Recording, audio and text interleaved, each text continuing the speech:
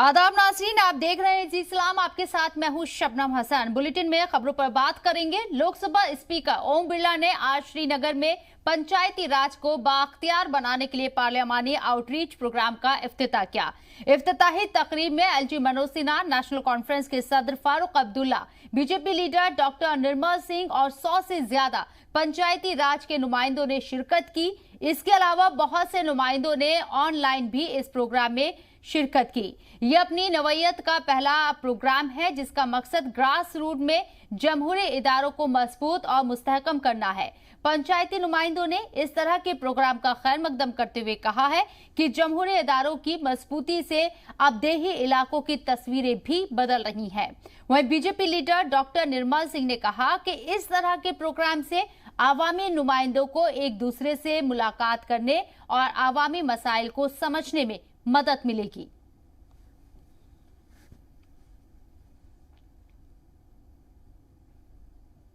किसी मिनिस्टर या किसी एमपी ने वहाँ पे एक बोरवेल नहीं बनाया जिससे खेतों में पानी हो सके। मैंने 10 दिन में 3 पंचायत के पैसों से 3 बोरवेल बनाए जो काफ़ी रिकॉर्ड तोड़। उस पर मुझे अवार्ड भी मिला डिस्ट्रिक्ट की तरफ से, मेरी पंचायत नंबर 1। और 60 सालों में हमारे पंचायत में अभी तक इलेक्ट्रिक पोल नहीं लगे थे, मैंने वो चेंज करवाए, 60 ट्रांसफ़र लगवाए। ये ग्रास रूट डेमोक्रेसी नहीं है तो क्या है, ये डेवलपमेंट नहीं है तो क्या है।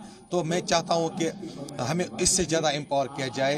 और आप देखिए आज तक अगर आप देखा जाए कि डेवलपमेंट जो भी काम है यहाँ पे एमपी होता है, मिनिस्टर होता है, वो साल में कभी एक बार भी हमें नहीं मिलता या गांव में नहीं आता था। तो अभी आपका मिनिस्टर गांव में ये सरपंच को इतने पावर से, उसके पास फंड से, वो खाली ग्राम सभा बुलानी है और वो काम कर सकते हैं। तो ऐसे प्रोग्राम होने चाहिए क्योंकि इससे हमें पंचायत को बूस्ट मिलता है और जो ग्रास रूट डेमोक्रेसी है वो उजागर हो जाती है और उनको यहाँ पे हाइट मिलती है। मैं देख रहा हूं कि हमारे सामने जम्मू कश्मीर का गुलदस्ता है। कश्मीर के चुने हुए नुमाइंदे हैं, जम्मू के नुमाइंदे हैं, और ये एक मौका हमें मिल रहा है। जो इन सेशंस में बातचीत होगी वो तो होगी, हमारा जिम्मेवारी क्या है, कैसे हमने काम करना है, इस प्रकार की जो अनुभवी लोग हैं, रिसोर्स पर्संस हैं, वो हमें बताएंगे ही।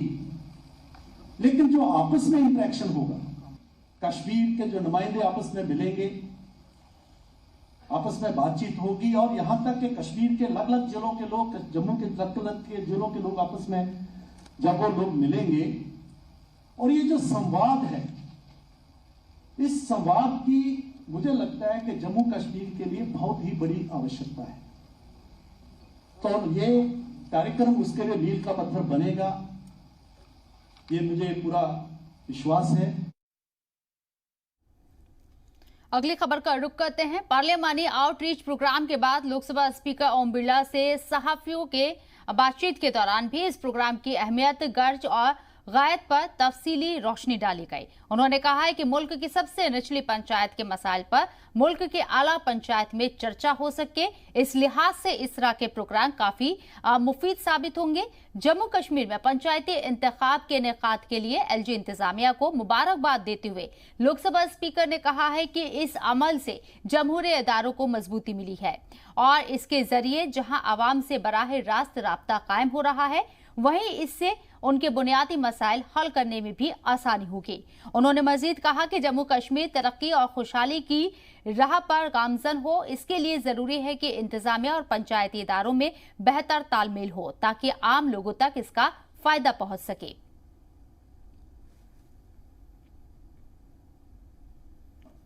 हमारा मानना है कि देश की सबसे लघु संस्था लेकिन सबसे जनता से सीधी संवाद वाली संस्था ग्राम पंचायत है। पंचायत से लेकर देश की सबसे बड़ी पंचायत का एक संवाद कार्यक्रम कर रहे हैं और यहाँ पर तीनों संस्थाएं, थ्री टायर सिस्टम, हल्का panchayat, block development council, district development council, तीनों संस्थाएं समन्वय से काम कर रही है। इन तीनों संस्थाओं में और समन्वय हो, तीनों संस्थाएं सामूहिकता से काम करें, विकास के मुद्दों पर तीनों संस्थाएं बैठकर कार्य योजना बनाएं जनता की अपेक्षाओं के अनुरूप कार्रवाई बनाए और उसके साथ हम किस तरीके से इन संस्थाओं के माध्यम से आर्थिक सशक्तिकरण कर सकते हैं, महिला और नौजवानों को रोजगार के सृजन कर सकते हैं, उस गांव को कैसे आत्मनिर्भर बना सकते हैं, इसके लिए भी इन लोकतांत्रिक संस्थाओं में चर्चा संवाद हो, ऐसा हम प्रयास कर रहे हैं। मैं जम्मू कश्मीर केंद्र शासित प्रदेश के उपराज्यपाल जी को धन्यवाद देता हूं, जिन्होंने यहां पर पंचायत राज के चुनाव कराए और उस पंचायत राज के चुनाव में जिस तरीके से जनता ने सक्रिय भागीदारी निभाई, इससे हमारा लोकतंत्र और सशक्त मजबूत हुआ है। और इन पंचायतों के अंदर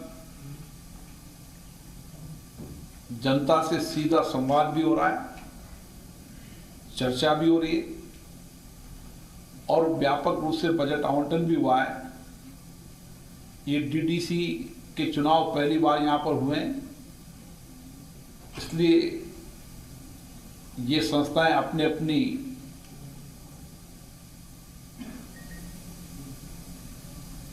सभा में उसकी प्रोसीजर बना रही है, नियम प्रक्रिया बना रही है और पंचायत तक समन्वय करके अच्छा परिणाम देगी, मेरी ऐसी अपेक्षा है। समृद्धि, शांति और खुशहाली की ओर जम्मू कश्मीर अग्रसर हुआ है। इस जम्मू कश्मीर के अंदर, लेह लद्दाख के अंदर अभी तक 300 से ज़्यादा माननीय संसद सदस्य यहाँ पर आए हैं।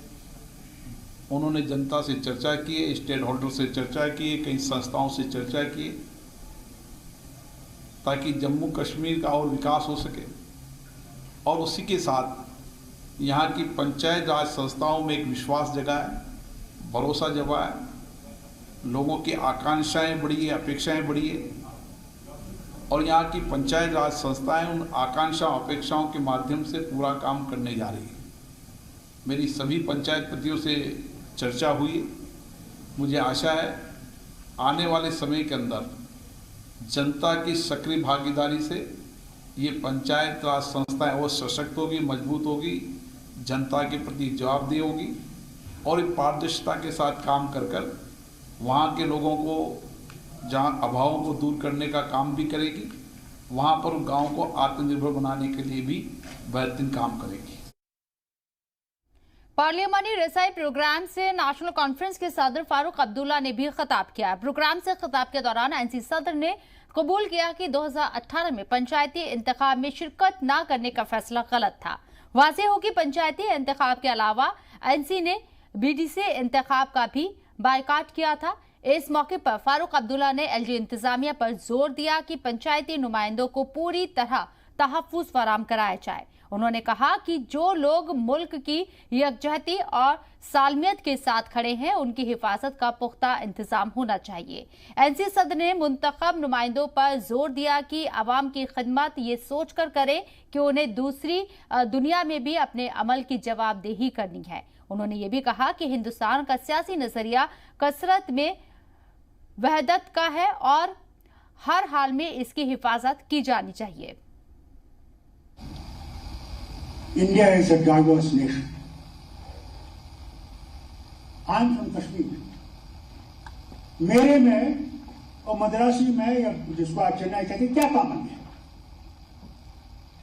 न खाना कॉमन है, न पहनना कॉमन है, न मौसम कॉमन है। वहाँ 20 डिग्री से नीचे आता नहीं, यहाँ तो अल्लाह ही रहम करे -6 हो जाता है और हमारे इलाकों में जो द्रास वगैरह है वहाँ तो -3 हो जाता। तो हमारे बहुत डाइवर्सिटी है। इसी तरह बंगाल या महाराष्ट्र या यूपी, बाकी से नहीं और क्या चीज हमें मिला। एक वो इरादा कि हम लोग इकट्ठे इस वतन को बना सकेंगे। अकेले वतन बन नहीं सकता, एक मजहब से नहीं बन सकता। डाइवर्स नेशन, और जब तक आप डाइवर्सिटी को प्रोटेक्ट नहीं करोगे तब तक ये वतन बचेगा नहीं।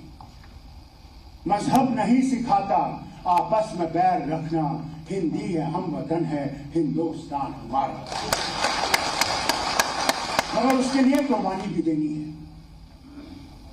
आसान नहीं है, आसान नहीं है। हमारे अंदर दुश्मन बैठा है, बाहर की दुश्मन की मुझे पता है कौन बाहर का दुश्मन है, मगर जो अंदर दुश्मन बैठा है वो ज्यादा खतरनाक है बनस्बत के बाहर के दुश्मन, उसका ख्याल रखिए। अवामी नुमाइंदों की हिफाजत के मुतालिक फारूक अब्दुल्ला के सवाल पर एलजी मनोज सिन्हा ने कहा है कि जम्मू कश्मीर में सिक्योरिटी के लिहाज से हालात पहले से काफी बेहतर हुए हैं। प्रोग्राम के बाद सहाफियों से बात करते हुए उन्होंने कहा कि आम लोगों को तहफ्फुज़ फराहम कराने को लेकर सरकार पुरअज़्म है और सिक्योरिटी सूरत हाल को बेहतर करने के लिए मुख्तलिफ इक़दाम किए जा रही हैं। आप सबको पता है कि सिक्योरिटी असेसमेंट समय समय पर होता है और जो संस्थाएं इनका असेसमेंट करती हैं उस आधार पर सिक्योरिटी कवर दिया जाता है। कुछ लोग हैं जिनको लोकतंत्र में विश्वास नहीं है और वो कोशिश करते हैं कि लोगों में भय का वातावरण पैदा किया जाए। उसकी जितनी निंदा की जाए मुझे लगता है कम है, लेकिन हम आश्वस्त करना चाहते हैं कि यहाँ के सुरक्षा की स्थिति काफ़ी बेहतर है। अगर आंकड़ों की दृष्टि से आप देखेंगे पिछले वर्षों की तुलना में, तो स्टोन पेल्टिंग अब इतिहास की बात हो गई है, रिक्रूटमेंट कम हो गए हैं, इन्फिल्ट्रेशन नहीं के बराबर है और फोर्सेस का अपर हैंड है। Coordination between Jammu Kashmir police, paramilitary forces and army मैं कह सकता हूँ बहुत ही बेहतर है। हाँ, कुछ घटनाएं हुई हैं, उसको लेकर के हम व्यवस्था कर रहे हैं और ऐसा वातावरण हम बनाना चाहते हैं कि हर आदमी यहाँ सुरक्षित महसूस करे। लेकिन एक तथ्य अगर आप जानेंगे कि पिछले 4 वर्षों की तुलना में 3 गुने से ज्यादा टूरिस्ट देश भर के और दुनिया के दूसरे देशों से आए। मुझे लगता है कि स्पष्ट संदेश देश को गया है कि ये जम्मू कश्मीर सुरक्षित है और यहाँ शांति है। उधर एलजी मनोज सिन्हा ने असम इंतखाबात के हवाले से इस बात को दोहराया कि हदबंदी का अमल मुकम्मल होने के बाद जम्मू कश्मीर में लाजिमन इंतखाबात होंगे। उन्होंने कहा है कि इस हवाले से वजीर आजम और वजीर दाखिला की बातों पर यकीन किया जाना चाहिए। उन्होंने वाज़ेह किया कि हदबंदी के बाद इंतखाब कब होंगे इसका फैसला इलेक्शन कमीशन को करना है। एक विधानसभा के चुनाव जब स्टेट रीऑर्गेनाइजेशन एक्ट बना था तो उसमें स्पष्ट रूप से उल्लिखित था कि डिलिमिटेशन के बाद चुनाव होंगे, नंबर 1। नंबर 2, पहले जम्मू कश्मीर असेंबली में जितनी सीटें थी उससे 7 सीटें बढ़ गई। बिना डिलिमिटेशन के कौन डिसाइड करेगा उनकी बाउंड्री? देश के गृह मंत्री जी ने पार्लियामेंट के फ्लोर पर पार्लियामेंट को, देश को भरोसा दिया है कि स्टेटहुड उचित समय पर जरूर दिया जाएगा। मुझे लगता है कि इस पर देश को भरोसा है, जम्मू कश्मीर के लोगों को भरोसा है। और प्रधानमंत्री जी ने 15 अगस्त को भी फिर से इस बात को दोहराया है कि डिलिमिटेशन का काम तेज गति से चल रहा है और डिलिमिटेशन की प्रक्रिया पूरी होने के बाद चुनाव होंगे। एक बात मैं स्पष्ट करना चाहता हूं कि भारत के संविधान ने कुछ संवैधानिक संस्थाएं बनाई। चुनाव कब होगा इसका फैसला भारत का चुनाव आयोग करता है। मुझे लगता है कि उचित समय पर चुनाव आयोग निश्चित रूप से फैसला करेगा जब डिलिमिटेशन की प्रक्रिया पूरी हो जाएगी। मुसलसल दूसरे दिन पाकिस्तान की जानिब से सरहद पर दरअंदाजी कराने की कोशिश को नाकाम बनाते हुए फौज ने 2 दहशतगर्दों को मार गिराया। एक रोज कबल ही फौज ने एलओसी के करीब नूरकोट और नकरकोट में दरअंदाजी की कोशिश में एक दहशतगर्द को हलाक कर दिया था। इसके बाद पाकिस्तान की तरफ देगवार सेक्टर में दहशतगर्दों ने दरअंदाजी की कोशिश की, लेकिन मुस्तैद आर्मी ने 2 दहशतगर्दों को मार गिराया। इनमें से एक पाकिस्तानी था जिसकी शिनाख्त मोहम्मद अकरम के तौर पर हुई है। इनके पास से फौज ने एक AK-56 rifle, 5 magazine, 4 hand grenade और 13,000 से ज्यादा पाकिस्तानी रुपए बरामद किए। The early hours of 30th August 21, the Indian Army troops eliminated an infiltration attempt by the terrorists from across the line of control in the Poonch sector. The Indian Army troops deployed along the line of control, being forewarned by specific intelligence inputs provided by the intelligence agencies and police, were alert to notice the terrorist movement. Pak currency worth 13,370 rupees in different denomination, as also an I-card bearing machine number 34101 777 14091. The successful elimination of terrorists along the line of control displays the high standard of determination, commitment, professionalism and resolve of the Indian Army to ensure the sanctity of the line of control. LOC violation नहीं हो रहा है, लेकिन पाकिस्तान की तरफ से दरअंदेजी करने की जो कोशिशें हैं वो मुसलसल की जा रही है, लेकिन हमारी जो सिक्योरिटी फोर्सेस है वो इन कोशिशों को नाकाम करे। हमारे नुमाइंदे रमेश बाली हमारे साथ मौजूद है, बात करने के लिए उनका रुख करते हैं।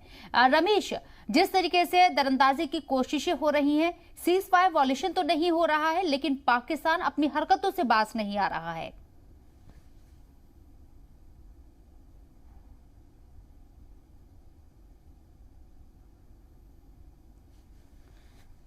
लगता है हमारे नुमाइंदे रमेश की आवाज हम तक नहीं पहुंच रही है।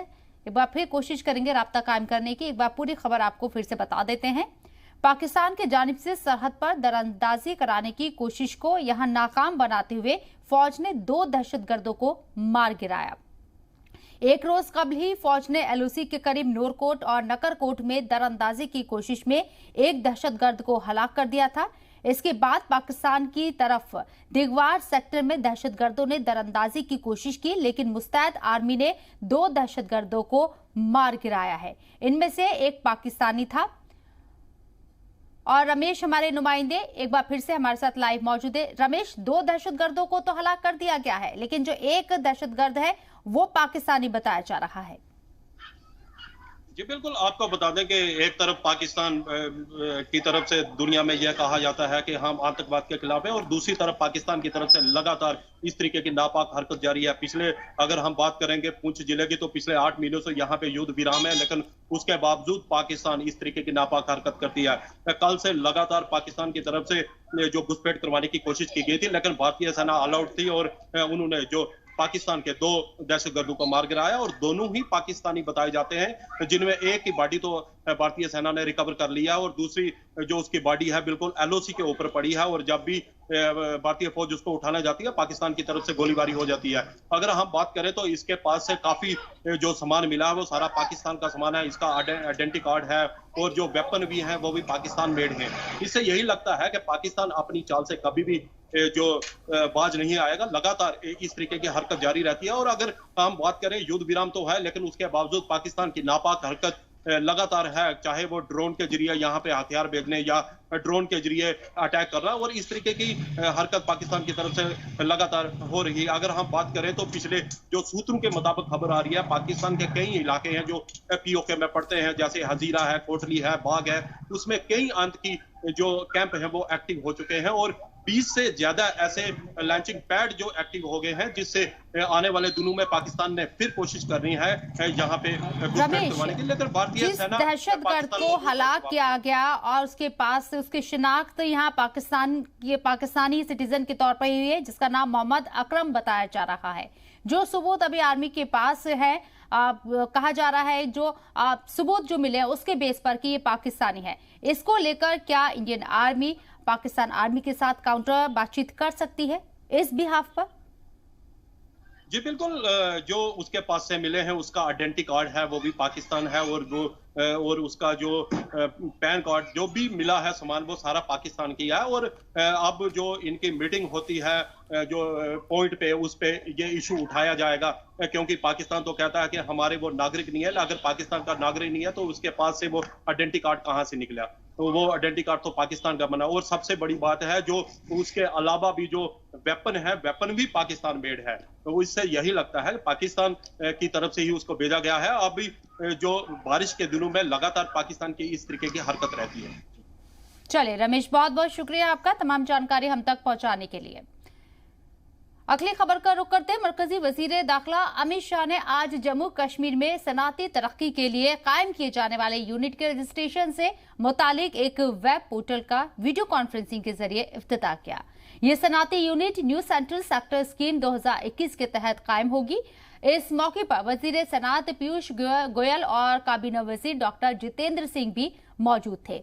वाज़ेह हो कि मॉनसून सेशन के दौरान गुज़िश्ता 4 अगस्त को अपने तहरीरी जवाब में वजीर ममलिकत बराए कॉमर्स और इंडस्ट्री सोम प्रकाश ने जम्मू कश्मीर से मुतालिक न्यू सेंट्रल सेक्टर स्कीम 2021 की जानकारी दी थी। इस स्कीम की मालियत 28,400 करोड़ रुपए है। ये स्कीम 1 अप्रैल 2021 से 31 मार्च 2037 तक नाफिजुल अमल रहेगी। इस स्कीम से सरकारी महकमों के अलावा मंजूर शुदा सनाती इदारे और सर्विस सेक्टर की कंपनियां मुस्तफीद हो सकती हैं।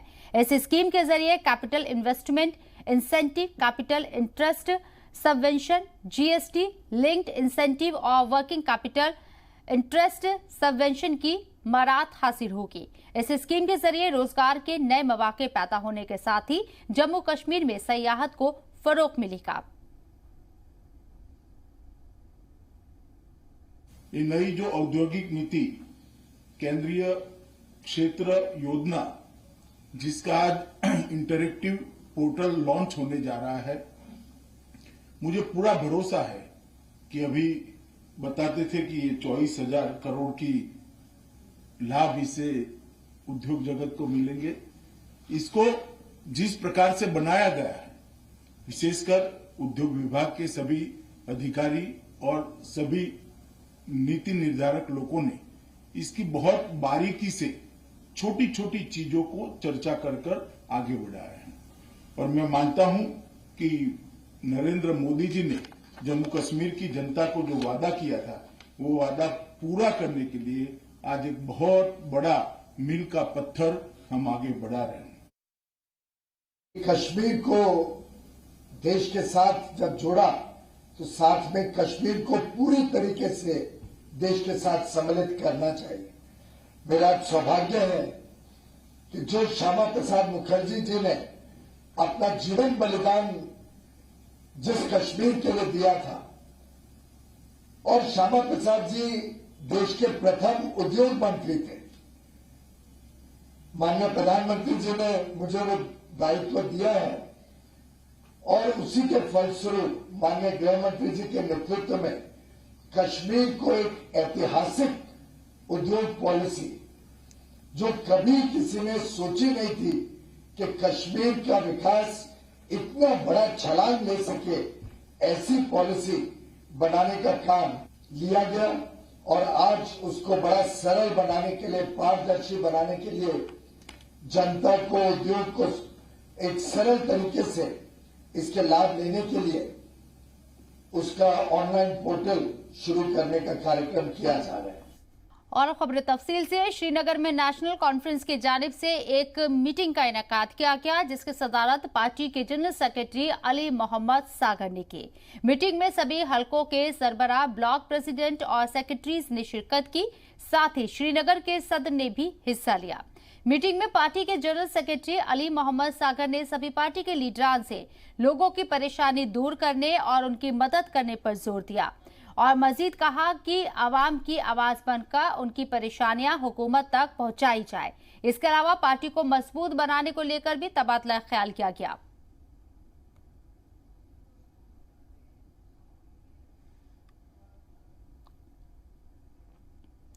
इंडियन आर्मी के 15 कॉर्प्स के core commander lieutenant general DP Pandey ने आज शोपिया में उन लोगों से मुलाकात की जिनके लड़के मिलिटेंसी ज्वाइन कर चुके हैं।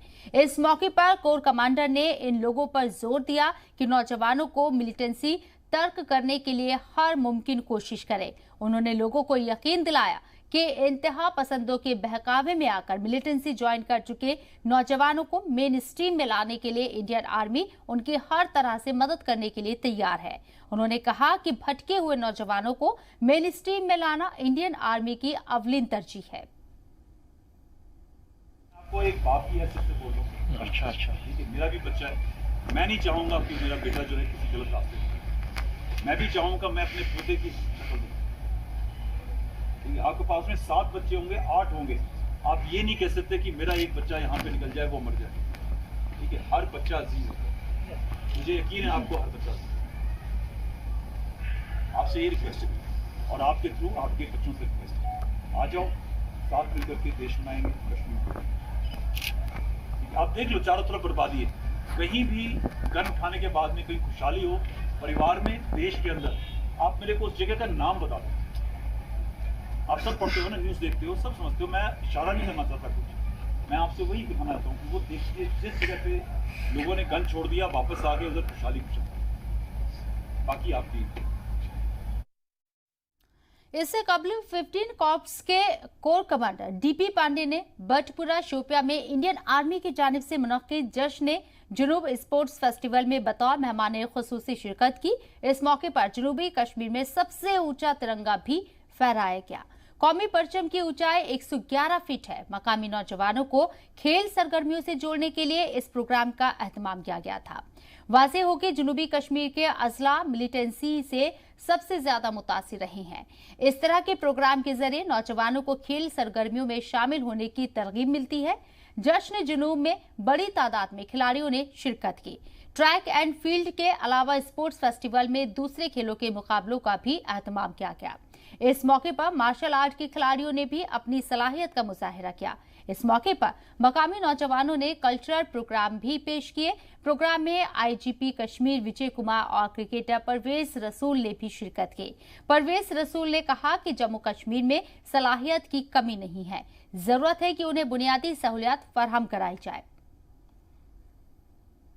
नहीं, काफ़ी अच्छा लग रहा है। मुझे लग रहा है कि जहाँ पे भी स्पोर्ट्स का इवेंट हो तो मुझे लग रहा है कि लोग काफ़ी उसमें इन्वॉल्व हो रहे हैं। मुझे लग रहा है कि स्पोर्ट्स में एक फ्यूचर है। जैसा आप देख रहे हो, अगर मैं क्रिकेट की बात करूंगा, काफ़ी अच्छा, जैसे आईपीएल वगैरह में लोग जा रहे हैं, तो मुझे लग रहा है अगर अपॉर्चुनिटी लड़कों को मिले, काफ़ी टैलेंट है, मतलब विलेजेस में भी, गाँव में भी, हर जगह मुझे लग रहा है कश्मीर में टैलेंट है। अगर उनको अपॉर्चुनिटी और इंफ्रास्ट्रक्चर मिले तो वो ऊपर जा सकते हैं।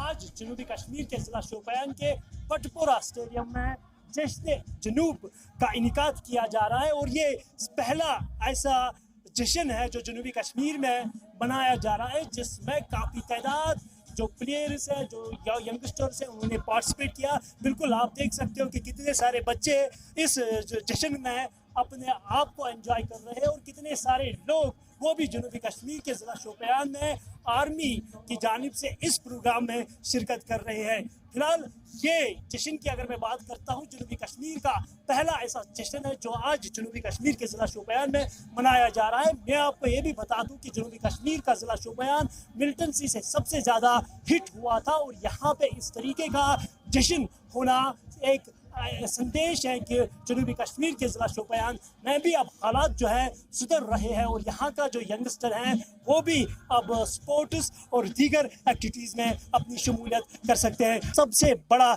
जश्न का इनेकाद किया जा रहा है और जिस जश्न में आप देख सकते हो कितने सारे बच्चे जो हैं वो यहाँ पे पार्टिसिपेट कर रहे हैं और खेलों का भी यहाँ पे आर्मी की जानिब से इंतजाम किए गए हैं। अब देखने वाली बात यह होगी कि आज जनूबी कश्मीर की जानिब से एक अच्छी मैसेज ये जा रही है कि जनूबी कश्मीर के जिला शोपियान में भी हालात बदल रहे हैं और हालात बदल चुके हैं।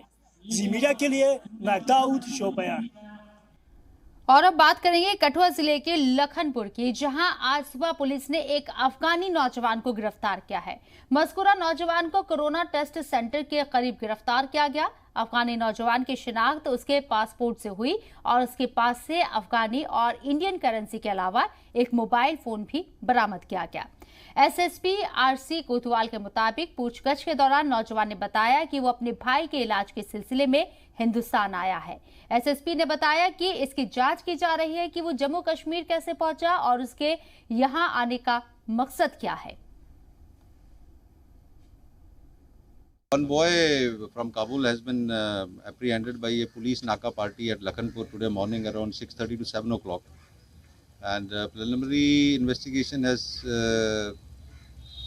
been conducted and it has come to surface that he has come along with his brother for a treatment at RR Hospital, New Delhi. His brother, he says that is under treatment at RR Hospital, and his brother works in the Afghan army. And we are verifying the facts that how come he landed up in Lakhanpur, Kathua. Many people are traveling on valid documents also. So let us verify further that how he come here. Anything in this document? Nothing has been recovered so far. He has carried some of the Indian currency along with some Afghan currency and a mobile phone. Ramban जिला तरक्याती commissioner की हिदायत पर यहां Banihal sub division में आयुष्मान भारत प्रधानमंत्री जन आरोग्य योजना के तहत golden card registration मुहिम शुरू की गई है। स्कीम से सभी लोग मुस्तफीद हो सके, इसके लिए कॉमन सर्विस सेंटर का अमला घर घर जाकर लोगों का इंदराज कर रहा है। इसके तहत करवा पंचायत में CSC के अमले ने मुस्तहिक लोगों के नाम का इंदराज किया है। मकामी लोगों ने इस स्कीम के लिए मरकजी हुकूमत और LG इंतजामिया का शुक्रिया अदा किया। सरपंच साहब ने वो सब इकट्ठे किए हमें गोल्डन कार्ड बनाने के लिए। मेहरबानी, लाख लाख मेहरबानी, उसकी लाख लाख शुक्रिया। 5-5 लाख रुपया मिलेगा हमें इसके लिए, दवाई के लिए। घर घर जा रहा है तो लोगों का बहुत फायदा होगा, गरीबों के लिए ये कर रहे हैं सरपंच साहब, हमारे लिए शुक्रिया लाख।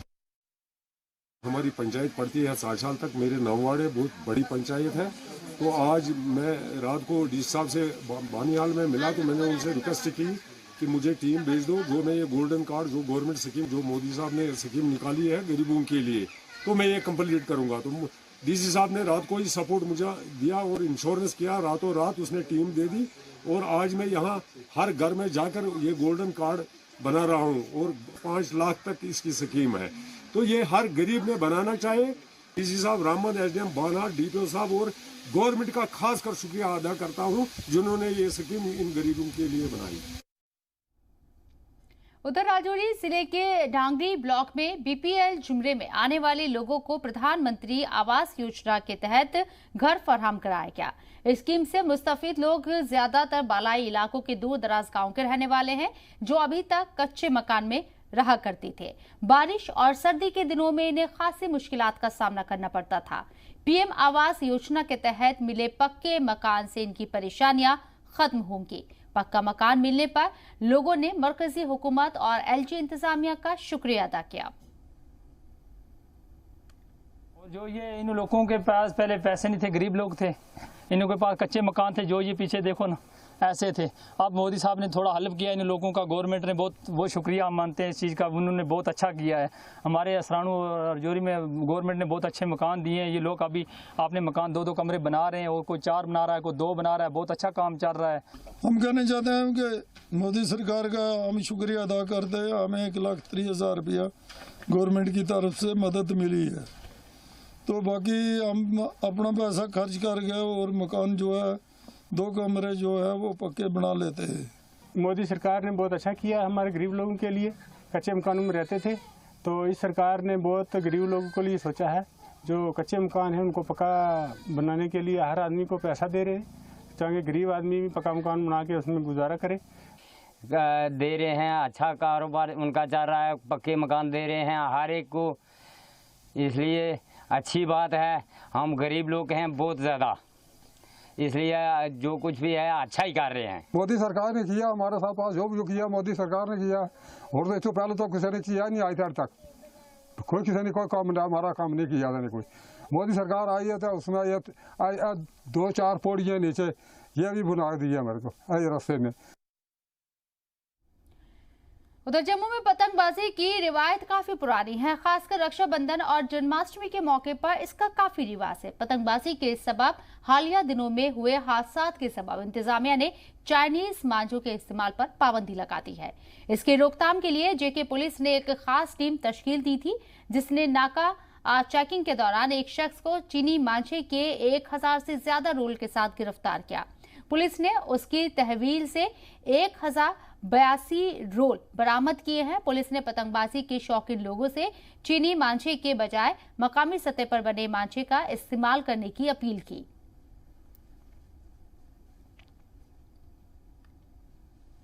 जम्मू में एक कल्चर है काइट फ्लाइंग का कल्चर है जो रक्षाबंधन और जन्माष्टमी में है, लेकिन इसमें अब आजकल के टाइम में जो एक चाइनीज़ थ्रेड का जो एक मेनास सा क्रिएट किया गया है, जिसकी वजह से हर साल इनोसेंट लोगों की जाने जाती है।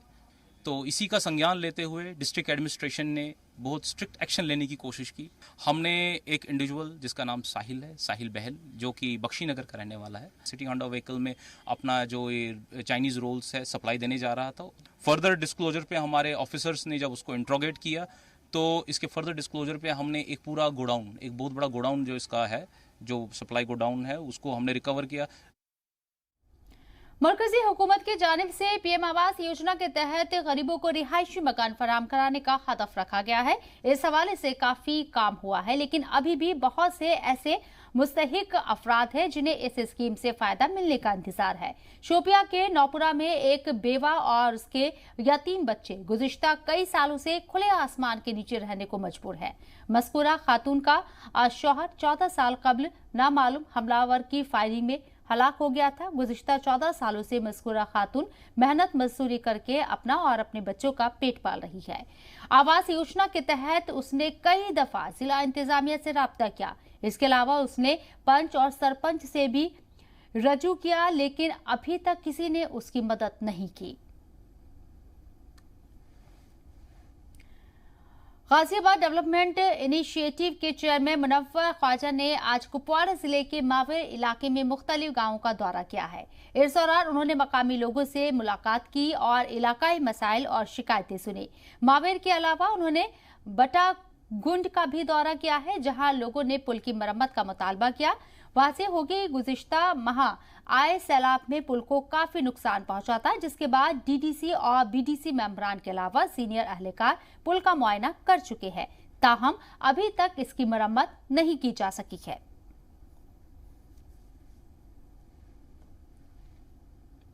और फिलहाल यहाँ रुक रहे एक छोटे से ब्रेक के लिए, जल्द हाजिर होंगे।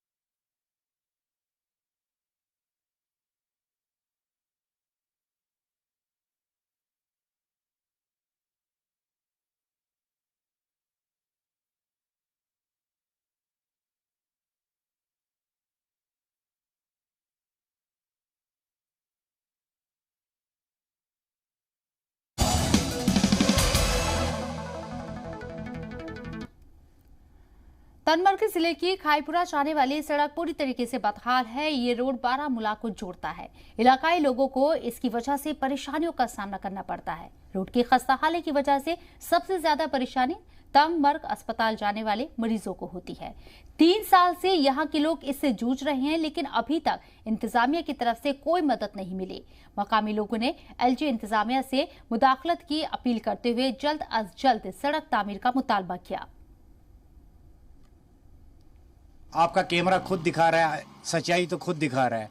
ये हमारा रोड जो है ये बारामूला से भी कनेक्ट होता है, और बड़ी बात है इस पे ज़्यादातर हॉस्पिटल यहाँ से चंद कदमों के फासले के ऊपर दूर है, तो हॉस्पिटल यहाँ से जाते हैं, डिलीवरी केस भी होते हैं। आप खुद देखो रोड की हालत, यहाँ पे 1 नंबर गेयर लगा के भी गाड़ी फंस जाती है। रोड की ये हालत है, पानी से भरा हुआ इतने बड़े खड्डे हैं कि इसमें शाकर टूट जाते हैं। रोड के हवाले से अगर हम बात करेंगे तो आपको खुद भी पता है, आप देख सकते हो इस रोड की हालत जो है काफ़ी ज़्यादा खस्त है।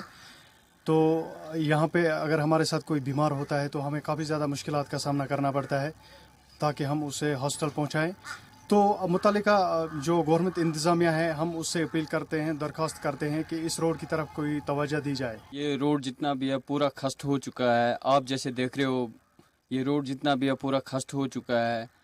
हमारी ये दरख्वास्त है गवर्नमेंट इंतज़ामिया से कि इस पे थोड़ा तवज्जो दिया जाए। तो जितना भी रोड है पूरा खस्त हो चुका है। जैसे आप भी यहाँ पे आए हो, आप भी देख रहे हो, यहाँ बहुत दूर से लोग आ रहे हैं, वो भी देख रहे हैं कि यहाँ पे जितना भी ये रास्ता है पूरा ख़राब हो चुका है। तो यहाँ के लोगों से जब हमारी बात हुई, उनका यही मानना है कि इस रोड की खस्ताहाली की वजह से हमें कई मुश्किलों का सामना करना पड़ रहा है और यहाँ के लोगों ने गवर्नर इंतजामिया से गुजारिश की है कि इस रोड की तरफ तवज्जो दिया जाए, ताकि ये जो काफ़ी बड़ा इलाका है, खैपुरा की बात करें, पटन की बात करें या बारामूला तक ये रोड जाता है, तो इन लोगों का यही मुतालबा है कि इस रोड को जल्दी से जल्दी ठीक किया जाए, ताकि आम लोग जो इस पर सफ़र करें या गाड़ी वाले की बात करें या बीमार जो होते हैं उनकी बात करें, उनको राहत मिलेगी। बी सागर, जी मीडिया, काजीपुरा, गुलमर्ग। अगली खबर का रुख करते हैं। बांदीपुरा में सड़क और ड्रेनेज सिस्टम को लेकर मकामी लोगों को काफी परेशानियों का सामना करना पड़ रहा है। मकामी लोगों का इल्जाम है कि काम शुरू किए जाने के बाद ठेकेदार इसे पूरा करने पर तवज्जो नहीं दे रही हैं। मकामी लोगों का ये भी कहना है कि ठेकेदारों ने सड़क के किनारे नए सिरे से ड्रेनेज बनाने का भी वादा किया था, लेकिन इसे भी पूरा नहीं किया गया। मकामी लोगों का ये भी कहना है कि दीवार न होने से बारिश के दिनों में बरसात का पानी घरों में दाखिल हो रहा है। हमें यहाँ पे उन लोगों ने रास्ता बंद किया और फिर उन लोगों ने बोला अच्छे से रास्ता बनवाएंगे, यहाँ पे सीढ़ी अच्छे से देंगे, फिर उन लोगों ने बनवाया और फिर हमें वहाँ से घूम के जाना पड़ता है और फिर हमें ड्रेन यहाँ पे अच्छे से था, फिर उन लोगों ने अच्छे से मतलब उन लोगों ने बंद किया। हमें बहुत यहाँ पे तकलीफ है, बहुत अलावा हम लोगों ने ले लिया, अगर ले लिया तो मगर हमें रास्ता अच्छे से बना के दे, मगर उन लोगों ने सब बंद किया है। और शोपियां में तरक्याती कामों में आए तेजी से मकामी लोगों में खुशी है। शमसीपुरा इलाके में सालों बाद सड़क की मैक्टिमाइजेशन का काम किया गया है। इलाके में जारी तरक्याती कामों से खुश मकामी लोगों ने जिला इंतजामिया का शुक्रिया अदा किया। और इसमें आज 7 साल के बाद मैक्टिमाइज हुआ है डांगरपुरा और अमशीपुरा व्हील टू शमसीपुरा पुल तक, और हम शुक्रगुजार हैं महकमे की और खासतौर RNB के और तहसीलदार साहब भी के, सब उसने हमारा मांगे जो है मैग्नेमाइज वो पूरा हो गए। NIT स्कॉलर्स ने आज अपने मुतालबात को लेकर साइंस एंड टेक्नोलॉजी शोबे के सामने पुरजोर एहतजाज किया है। मुख्तलिफ NIT इदारों ने वाबस्ता मुजाहिरीन उजरत में इजाफे के साथ ही फेलोशिप का मुतालबा कर रही हैं।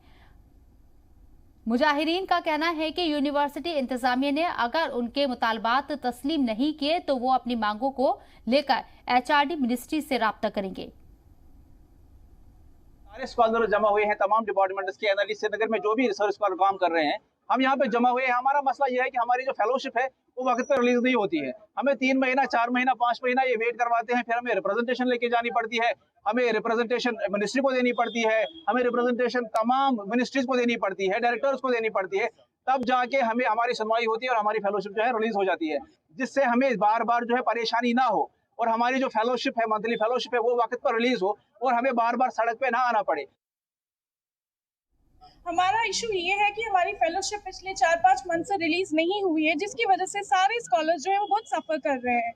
बहुत सारे स्कॉलर्स हैं जो आउटसाइडर्स हैं, जो दूसरी स्टेट से आते हैं और वो बाहर रेंट पे रह रहे हैं, तो क्योंकि स्कॉलरशिप नहीं अवेलेबल है तो उनको रेंट देने में और भी बहुत सारे इश्यूज हो रहे हैं।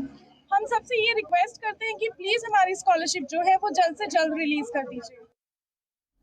उधर श्रीनगर में खेल गए पहले गुरु हरगोविंद साहिब हॉकी टूर्नामेंट में बारामूला के जगजीत क्लब ने खिताब जीत लिया है। गेंदन पार्क में खेले गए फाइनल में जगजीत क्लब ने बारामूला के ही विक्रम क्लब को 3-1 से शिकस्त दी है। फाइनल मैच का लुत्फ उठाने के मैदान पर बड़ी तादाद में हॉकी शौकीन मौजूद थे। मेहमान खुसूसी के तौर पर डिविजनल कमिश्नर PK पोले, श्रीनगर के मेयर जुनैद आजम मट्टू और IHF की नायब सदर आसिमा अली भी मौजूद थे। खिलाड़ियों ने हॉकी टूर्नामेंट के इनेकाद के लिए मुंतजमीन का शुक्रिया अदा करते हुए LG इंतजामिया से जम्मू कश्मीर में एस्ट्रोटर्फ बिछाने का मुतालबा किया। डिविजनल कमिश्नर और SMC मेयर ने इस हवाले से खिलाड़ियों को श्रीनगर और बारामूला में एस्ट्रोटर्फ लगाने का यकीन दिलाया। इसी के साथ कश्मीर एक्सप्रेस में इतना ही। दीजिए इजाजत। आदाब।